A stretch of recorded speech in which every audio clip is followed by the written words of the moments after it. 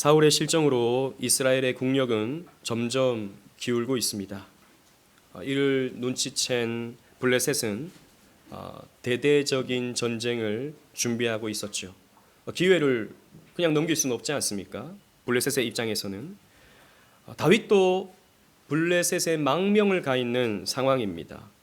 그리고 가드 왕 아기스는 어쨌든 다윗을 이 전쟁에 참여시켜서 이스라엘을 초토화시키려고 하고 있죠.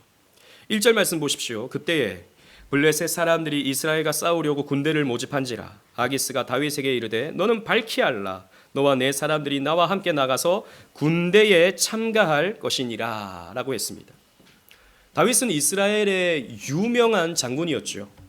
이런 다윗이 블레셋 편에 서서 전쟁에 참여하게 된다면 이스라엘의 사기는 모래성처럼 무너질 수밖에 없게 될 것입니다. 그래서 아기스는 어쨌든 다윗을 이 전쟁에 참여시키려고 하는 것이죠. 이런 아기스의 요청에 다윗은 자중질환에 빠져버리고 맙니다. 2절 말씀 보실까요? 2절 다 같이 한번 읽겠습니다. 시작. 다윗이 아기스에게 이르되 그러면 당신의 종이 행할 바를 아시리이다 하니 아기스가 다윗에게 이르되 그러면 내가 너를 영원히 내 머리 지키는 자를 삼으리라 하니라. 아멘. 다윗의 대답이 애매하죠. 당신의 종이 행할 바를 아실 겁니다. 제가 어떻게 할지 당신이 아실 겁니다. 애매합니다. 그러나 문맥을 살펴보면 다윗은요 여전히 아기스에게 신뢰를 주려고 하는 시도를 하고 있어요. 지난번 아말렉을 다윗이 약탈했었죠. 그런데 아기스에게는 뭐라고 말했습니까? 내가 이스라엘을 약탈했습니다 라고 거짓말했죠. 신뢰를 주기 위함이었습니다. 그런데 다윗은 그 꾀에 자기가 빠져버리고 마는 것입니다.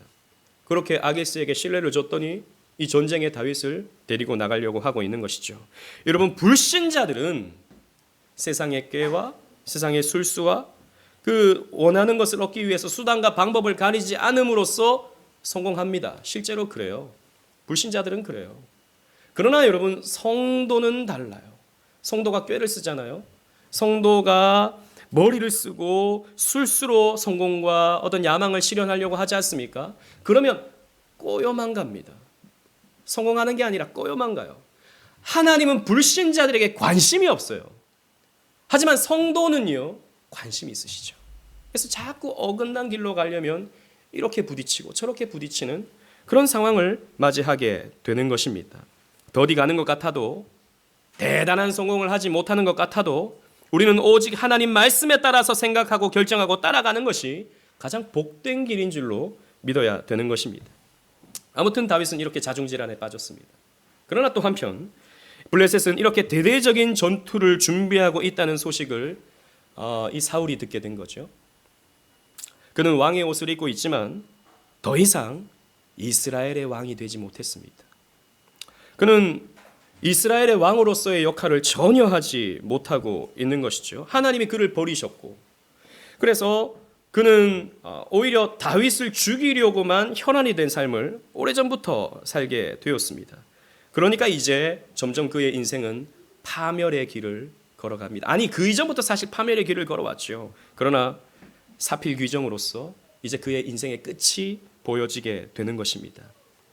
이제 얼마 가지 않아서 사울은 블레셋에 의해 죽임을 당하게 됩니다. 그러나 그보다 더 비참한 것은 오늘 본문의 모습이에요.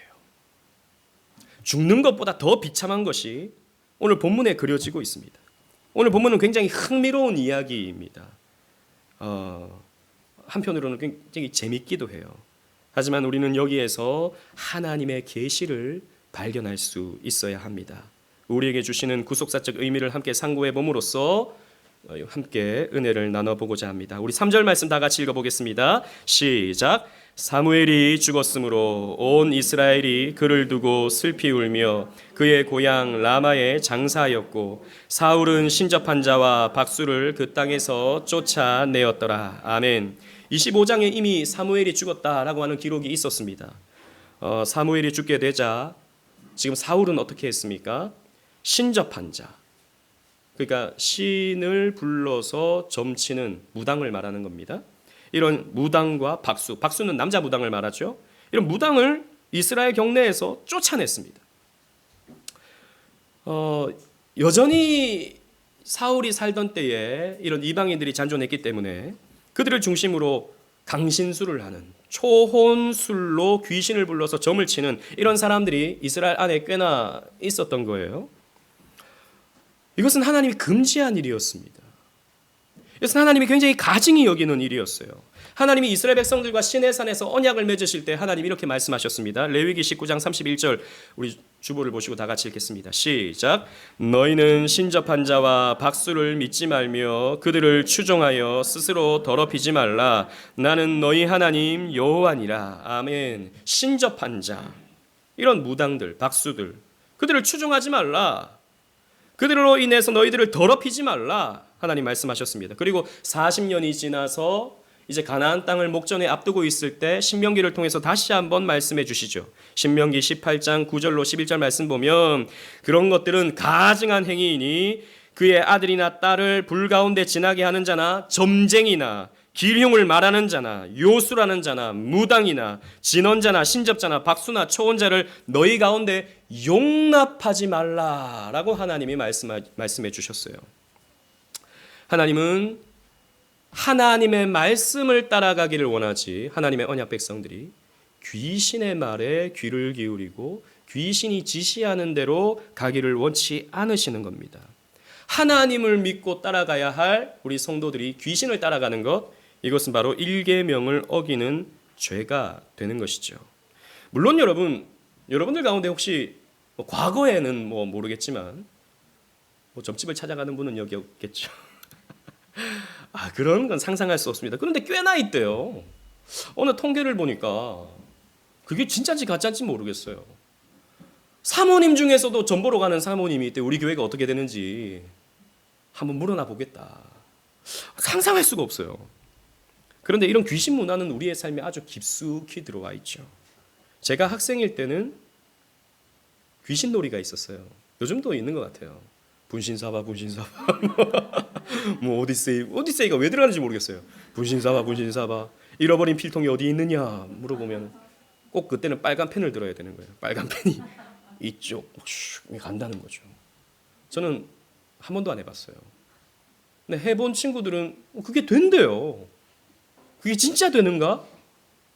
진짜 될 수 있죠. 왜요? 귀신은 실제하니까요. 여러분, 귀신은 실제합니다. 성경에도 귀신이 기록되고 있지 않습니까? 귀신에 대한 내용들이. 또 요즘 아이들의 보는 애니메이션이나 어떤 TV 방송들을 보면 굉장히 귀신들이 친숙하게 나와요. 여러분, 신비 아파트라는 아이들 보는 애니메이션 혹시 아세요? 그 내용을 보면 어떤 집에, 아파트에 자꾸 문제가 생겨요. 사건이 생기고 불이 나고. 알고 보면 거기에 억울하게 죽은 귀신이 있는 거예요. 그러면 이제 그 주인공이 가서 그 귀신의 사연을 들어줘야 돼요. 너가 그렇게 억울하게 죽었구나. 너가 그렇게 참 한이 많구나. 그럼 그 귀신을 달래주는 거예요. 그럼 그 귀신이 위로를 받고, 내 마음을 위로해줘서 참 고맙다라고 하면서 이제 그곳을 떠나서 더 이상 그 문제가 생기지 않는 거죠. 요괴 워치인가요? 요괴 메카드인가요? 그런 아이들이 보는 방송에 이런 귀신 문화들이 굉장히 많은 거죠. 그러니까 이제 아이들에게 있어서 물론 다 그렇지는 않지만 어떤 문제가 생겨요. 그럼 아이들 어떤 생각을 하게 될까요? 귀신이 장난을 치는구나. 이렇게 생각을 할 수 있게 되는 거죠. 그럼 그 귀신을 좀 달래줘야겠구나 라고 생각하게 되는 거죠. 이런 게 굉장히 우리 사회에 가까이 들어와 있습니다. 또 아이들이 만지고 노는 장난감들, 이런 것들도 요즘은 요괴 이런 것들 꽤나 많죠. 또 뿐만 아니라 놀이동산에 있는 오늘의 운세, 연애 운 보는 것, 그리고 타로점 굉장히 많지 않습니까? 타로 카페 이런 것들 가보면 저는 가보진 않았습니다만 중세 마녀가 쓰던 그런 모자 쓰고 수정구 이런 거 갖다 놓고 미래를 맞추는 이런 일들, 사실 그런 것들이, 타로 이런 점들은 중세 마녀들이 하던 짓들이에요. 사실 이런 것에 우리의 운명을 맡기는 거죠. 내 앞에 이런 일이 있구나. 이런 것을 조심해야 되는 거구나. 실제로 내가 지난번 동쪽에서 만난 어떤 그 사람과의 문제가 생겼는데 이게 맞는 거구나 라고 생각하면서 그런 것에 내 삶을 얽어매는 것. 여러분, 이런 것이 무엇입니까? 귀신과 교제하는 것입니다. 이런 것이 바로 귀신을 가까이 하는 것이고 하나님이 가증하게 여기는 죄인 것이죠. 우리는 그런 모양이라도 참여하지 말아야 됩니다. 그런데 생각해 보십시오. 믿음도 없는 사울이, 사탄의 종으로 전락해버린 사울이 왜 갑자기 무당을 이스라엘 내에서 쫓아냈을까요? 많은 주석가들이 이렇게 설명합니다. 말씀의 지도자, 믿음의 지도자 사무엘이 죽자 그 영적 리더십의 공백을 느낀 백성들의 마음속에 두려움이 있는 거죠.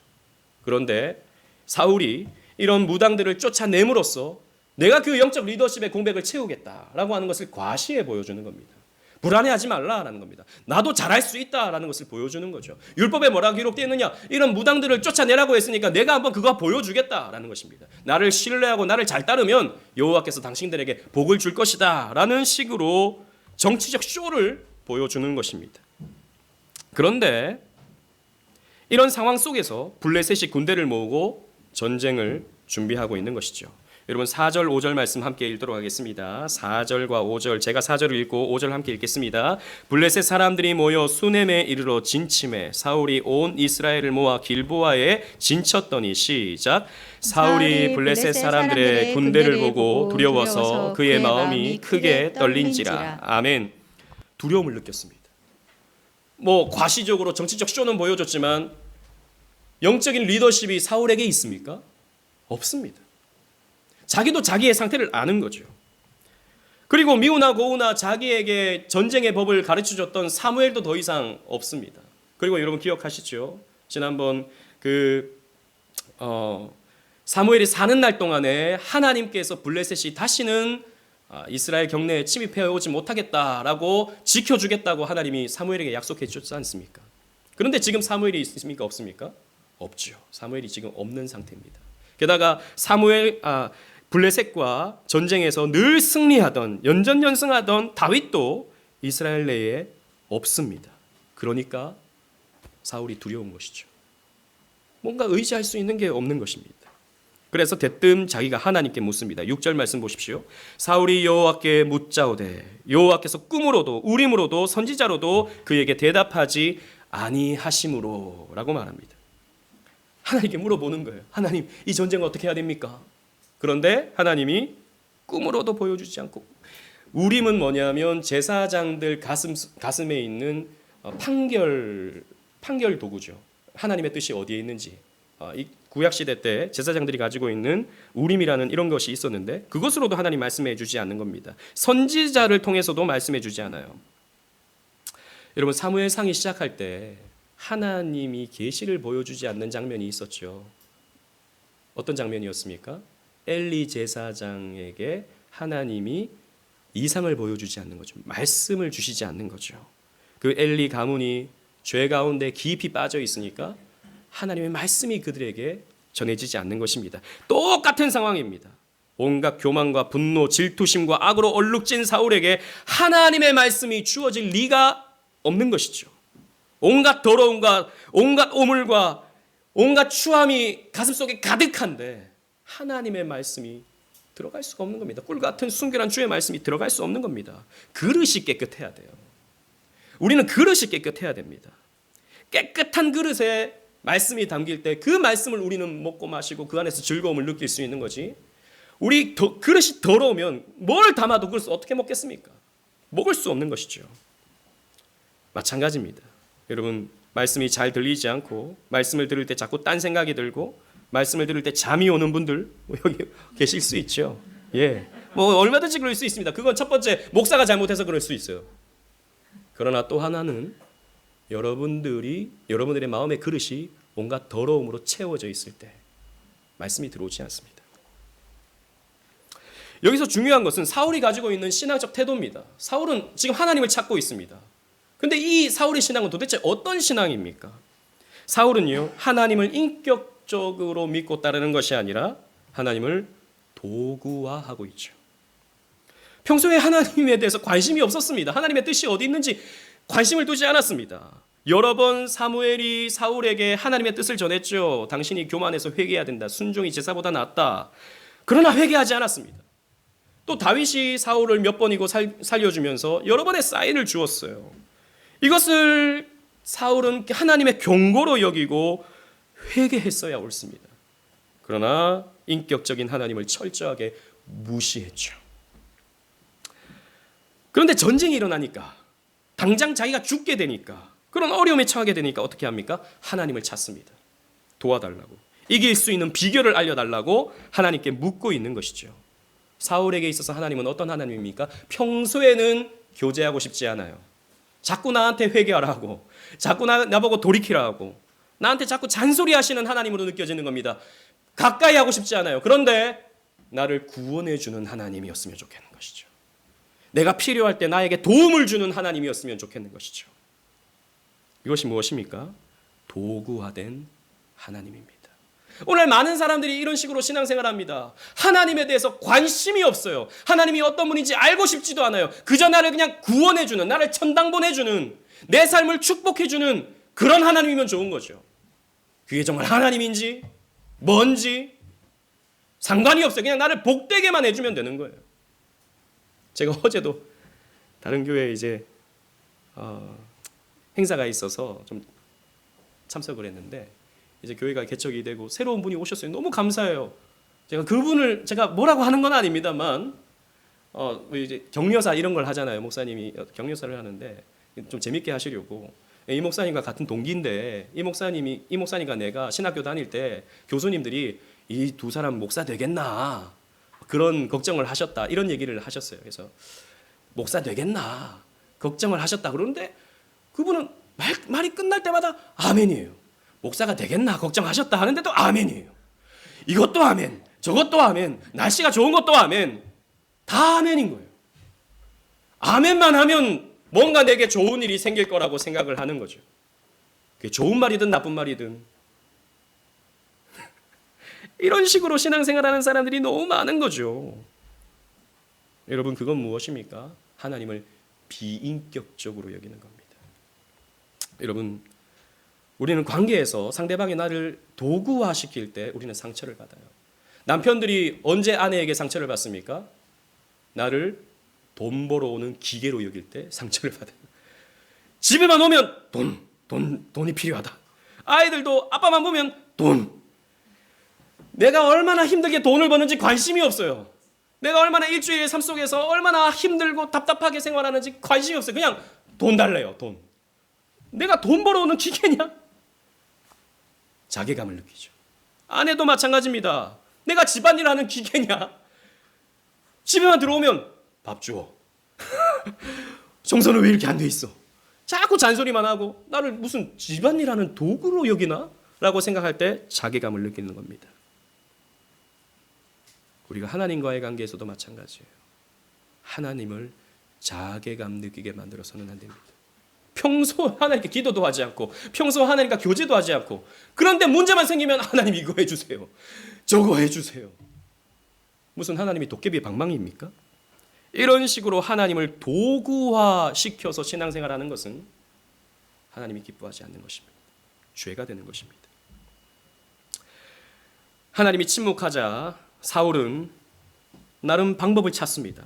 그런데요, 이 사울이요, 자기가 쫓아낸 신접한 여인을 찾습니다. 무당을 찾아갑니다.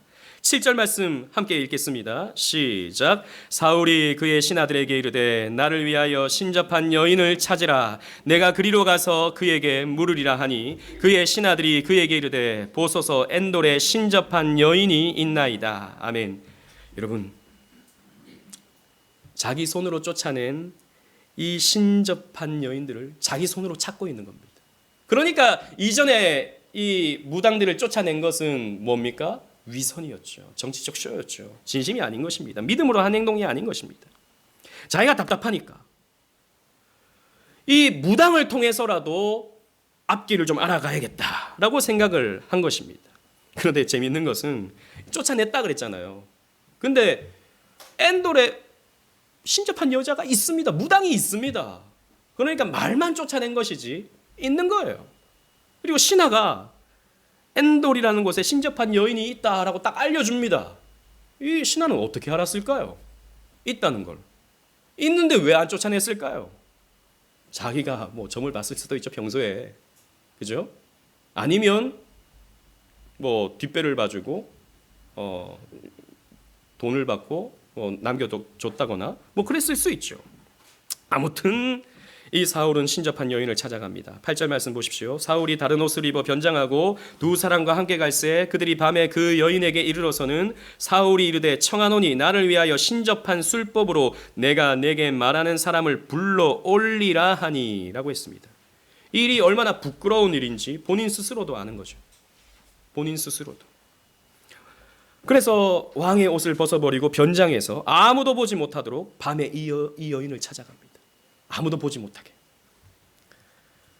여러분, 그런데 이 사울이 왕의 옷을 벗었다라고 하는 것은 복선이지요.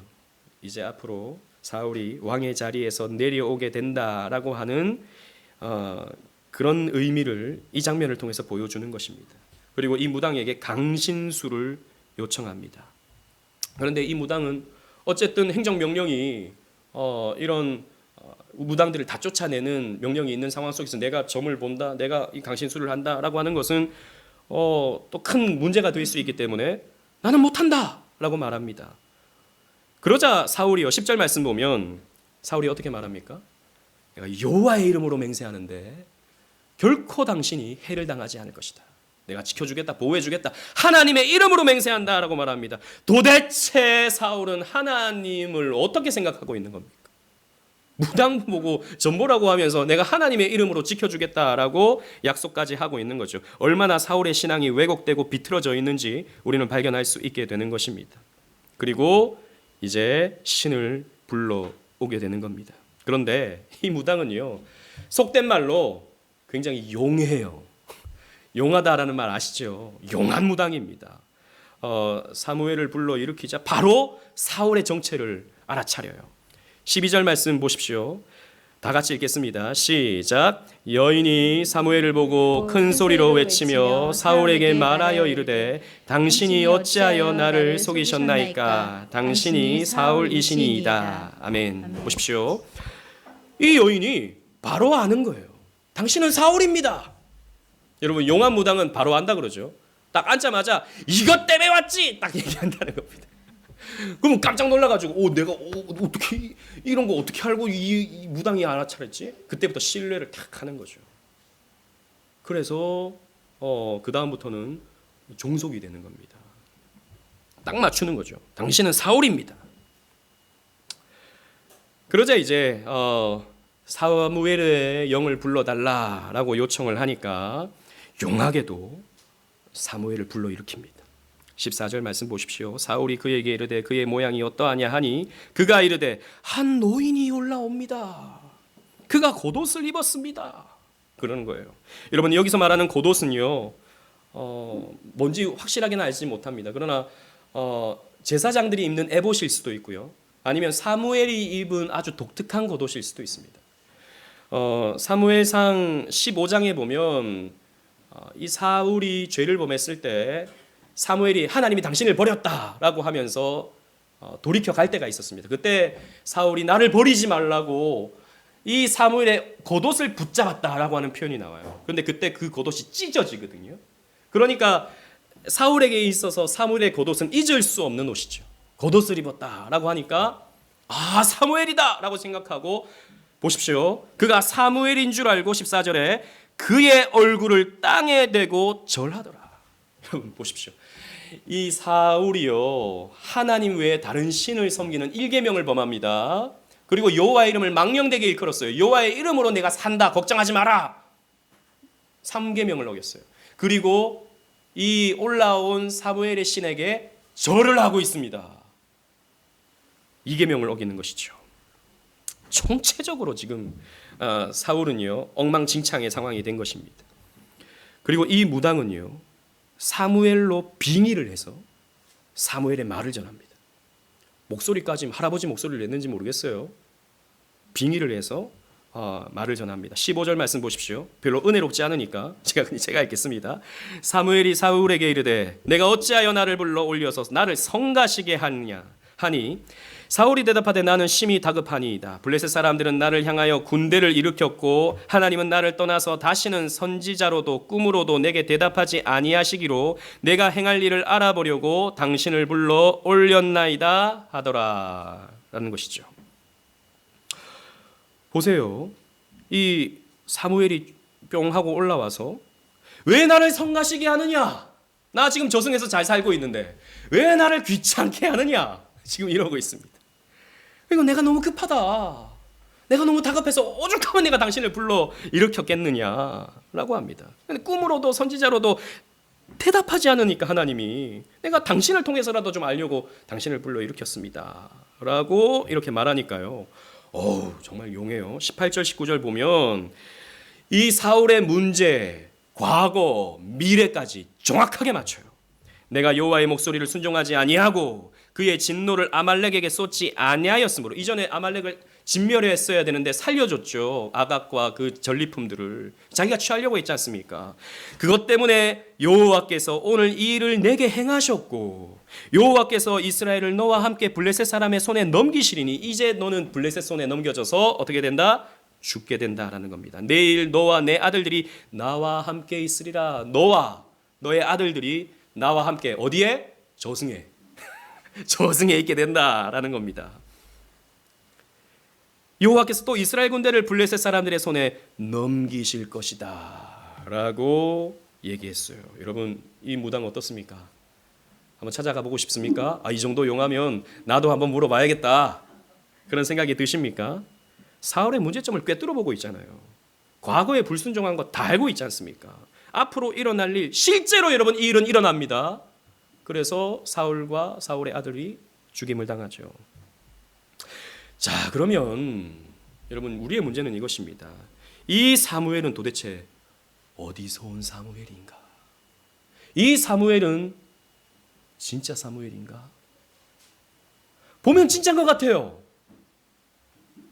이게 여러분 교회사에서 가장 치열하게 논쟁되어진 어떤 이슈 가운데 하나입니다. 이 사무엘의 정체가 무엇인가? 진짜 사무엘인가? 가짜 사무엘인가? 우리 아이들은 거의 1대9로 나뉘어졌어요. 한 명은 진짜다.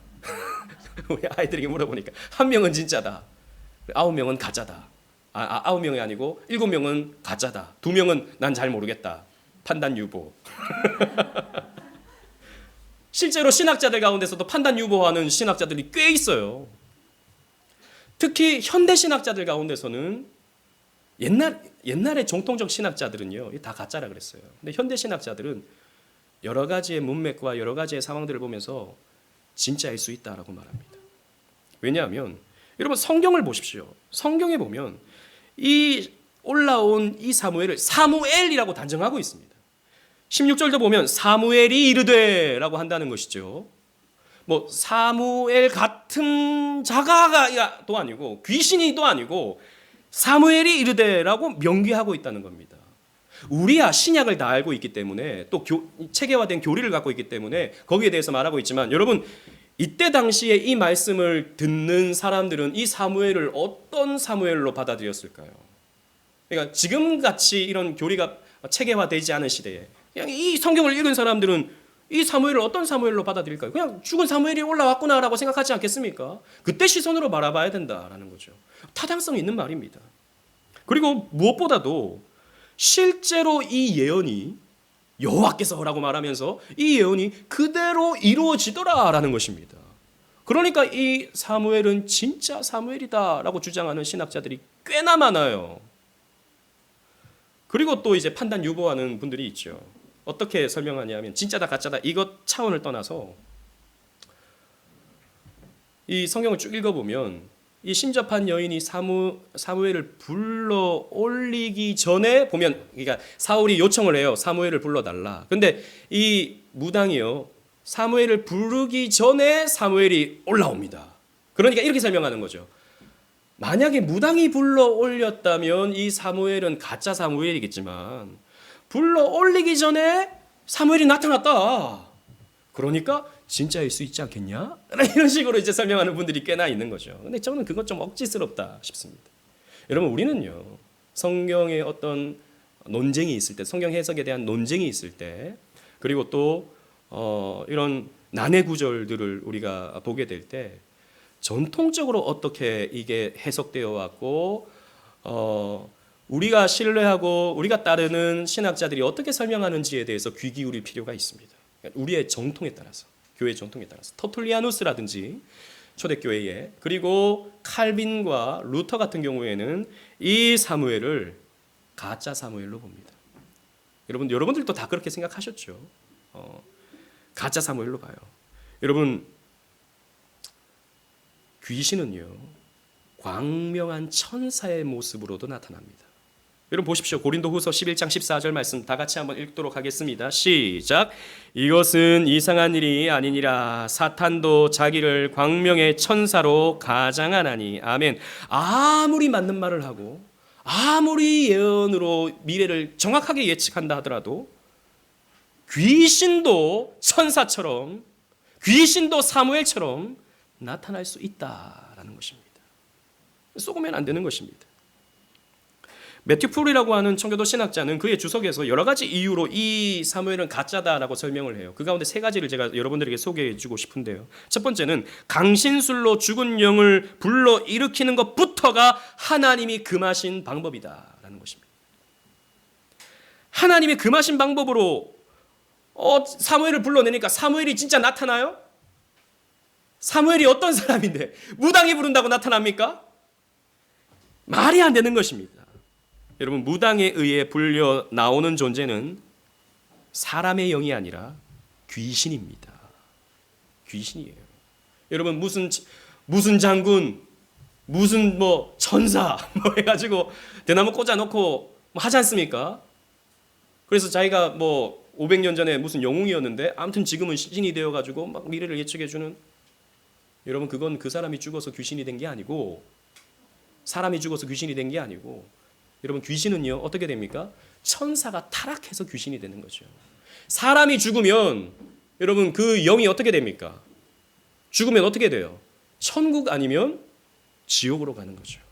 구천을 떠돌고 다니는 그런 원혼들이 있습니까? 없습니까? 없어요, 여러분. 죽은 조상의 모습으로 귀신이 나타나는 겁니다. 죽은 어떤 사람의 모습으로 귀신이 나타나서 사람들을 미혹하는 거예요.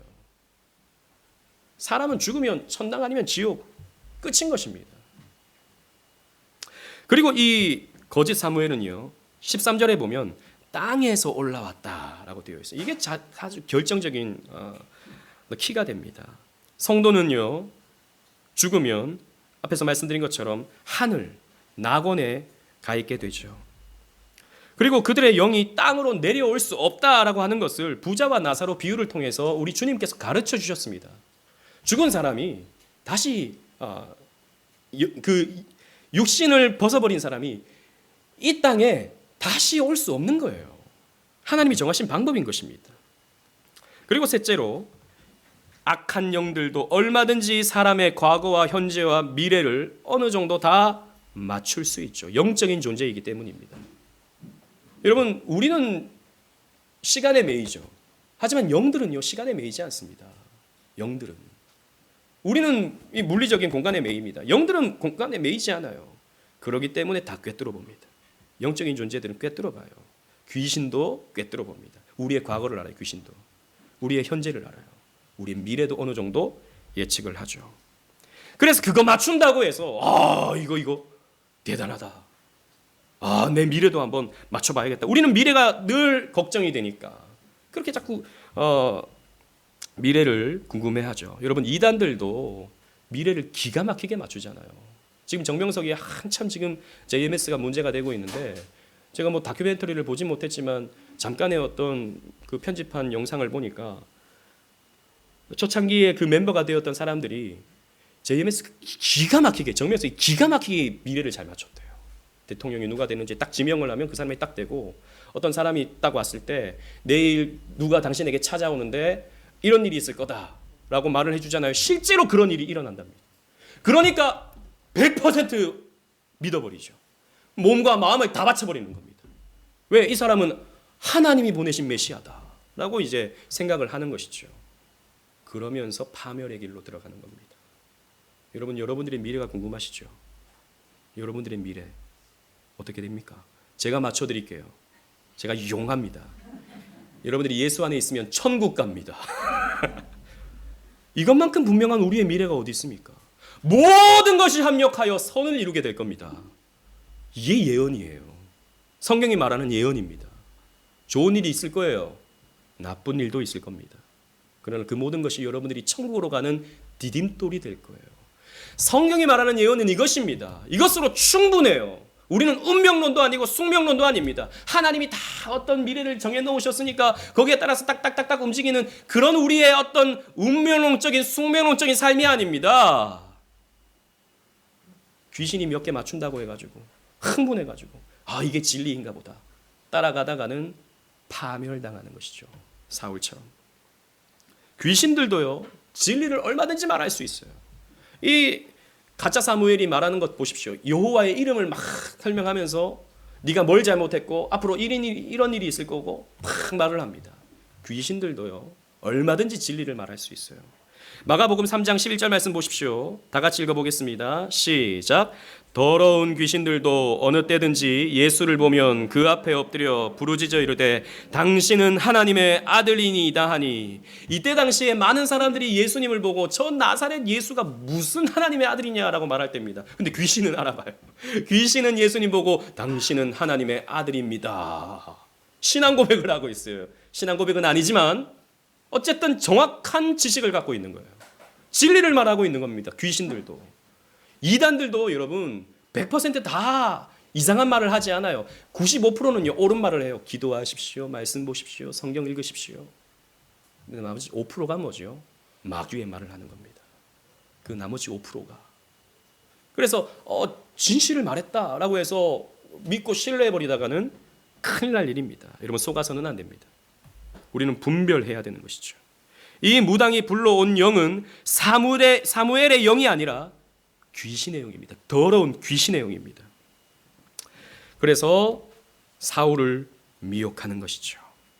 그러나 우리는 오늘 이 성경을 살피면서 우리의 시선을 이 신접한 여인에게 두거나 혹은 어리석은 사울에게 두거나 아니면 아리송한 이 가짜 사무엘에게 둬서는 안 됩니다. 우리의 시선을.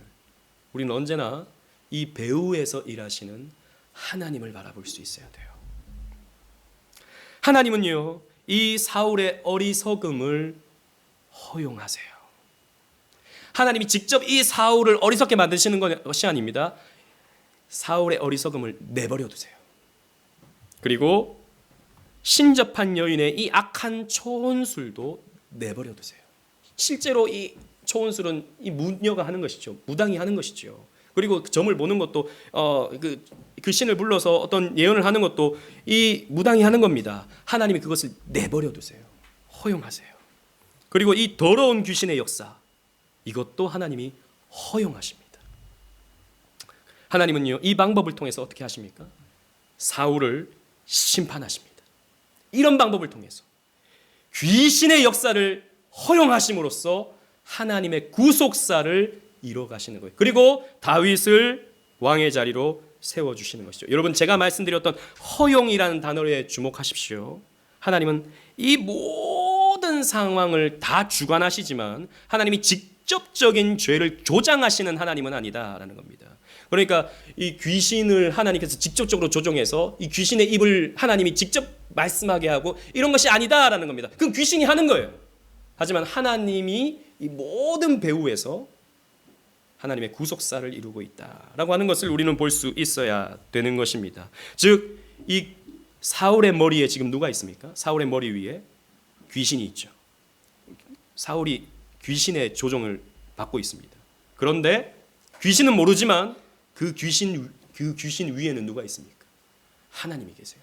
물론 귀신을 직접 하나님이 이렇게 부리신다 이런 것은 아니지만 하나님이 그것을 허용하심으로써 당신의 구속사를 완벽하게 이루어 가시는 겁니다. 시편 2편 4절 말씀 함께 읽겠습니다. 시작. 하늘에 계신 이가 웃으심이여 주께서 그들을 비웃으시리로다. 아멘. 아무리 이 세상의 군왕들이, 아무리 악한 자들이 악한 일을 도모하고 악한 일을 시행한다 하더라도 하나님은 하늘에서 웃으십니다. 그리고 그들의 악행을 통해서 하나님은 당신의 구속사를 이루어 가시는 것이죠. 말씀을 맺겠습니다. 사울은 자신이 파멸당한다는 귀신의 계시를 받았습니다. 사울은 문제 해결을 받고 싶어서 무당을 찾아갔지만 결국 파멸만이 그에게 기다리고 있었습니다. 20절을 보면 사울은 땅에 엎드려졌고 심히 두려워했습니다. 더 이상 음식을 먹지 못할 정도로 심한 절망감에 빠져 있었습니다. 어찌 보면 사울의 인생도 참 딱하죠. 청년 때에 그 겸손하고 순수했던 사울, 근데 그 사울이 이렇게 교만해지고 질투에 빠지고 그 높은 왕자에 집착하게 되면서 괴물이 되어버리는 것입니다. 여러분, 그 박하사탕이라는 영화 보셨습니까? 첫 장면에서 폐인이 돼버린 설경구가 나 다시 돌아갈래 라고 외치죠. 그리고 영화는 과거로 계속 돌아갑니다. 그리고 맨 마지막에 그 순수했던 청년의 그 설경구가 나오죠. 그렇게 순수했던 청년이 계속해서 이런 일 저런 일을 겪으면서 괴물이 되어가는 겁니다. 폐인이 되어가는 겁니다. 나 돌아갈래 외치지만 돌아갈 수가 없어요. 인생의 끝에 다가오게 되면 돌아갈 수가 없습니다. 그래서 우리는 돌아가야 될 때 돌아가야 됩니다. 하나님이 사인을 주실 때 돌아가야 됩니다. 하나님은 사울에게 회개할 기회를 여러 번 주셨습니다. 하지만 회개하지 않으므로 더 마음이 강팍해졌고 하나님을 완전히 잃어버리게 됐죠. 오히려 그는 귀신을 따르는 자가 되었습니다. 여러분 기억하십시오. 하나님을 따르지 않으면 반드시 사람은 귀신을 따르게 되어 있습니다.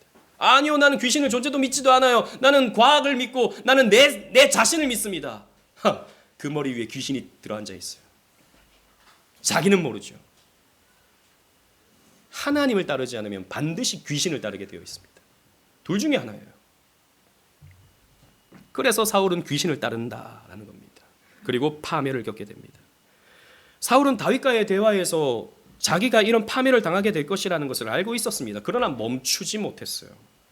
이 정도는 괜찮겠지. 아직 그래도 내 인생은 남아있으니까. 그렇게 생각한 것이죠. 그래서 돌아서지 못했습니다. 가끔씩 목사의 권면을 단호하게 거부하는 분들을 만납니다. 목사님, 제가 지금 교회 다닐 때가 아니에요. 저한테 그렇게 말씀하시는 분들이 있습니다. 그렇게 단호하게 하면 제가 할 수 있는 게 없어요. 제가 끌어오겠습니까? 뭘 하겠습니까? 너무 안타깝죠. 너무 안타까워요. 그러나 여러분, 말씀을 떠난 삶은 결국 파멸을 겪을 수밖에 없습니다. 하나님의 자녀라면 돌아오죠. 하나님이 선택한 자라면 결국엔 돌아옵니다. 그러나 이렇게 맞고 저렇게 맞고 이렇게 맞고 아픔을 겪을 수밖에 없습니다.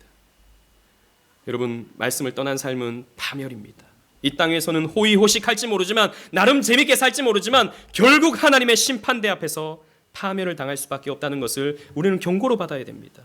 하나님은요, 오늘 이 시간 저와 여러분들에게 다시 한번 기회를 주세요. 죄의 길에서 멈추라고 말입니다. 불순종의 길에서 돌아서라고 말입니다. 시편 1편 6절 말씀 우리 다 같이 읽겠습니다. 시작. 무릇 의인의 길은 여호와께서 인정하시나 악인의 길은 망하리로다. 아멘. 이 말씀은 그냥 우리에게 교훈으로 주는 말씀이 아니라 실제입니다. 의인의 길은 여호와께서 인정하시지만 악인의 길은 망하는 거예요. 파멸입니다. 비참함입니다. 밖에 던지워서 슬피 울며 이를 가는 것입니다. 믿음을 가지십시오. 믿음의 삶을 살아가십시오. 그래서 여호와께서 인정해 주시는, 때로는 힘들고 때로는 고단하지만 끝까지 믿음 지키며 나아가시는 저와 여러분들 되시기를 주님 이름으로 축원합니다. 아멘.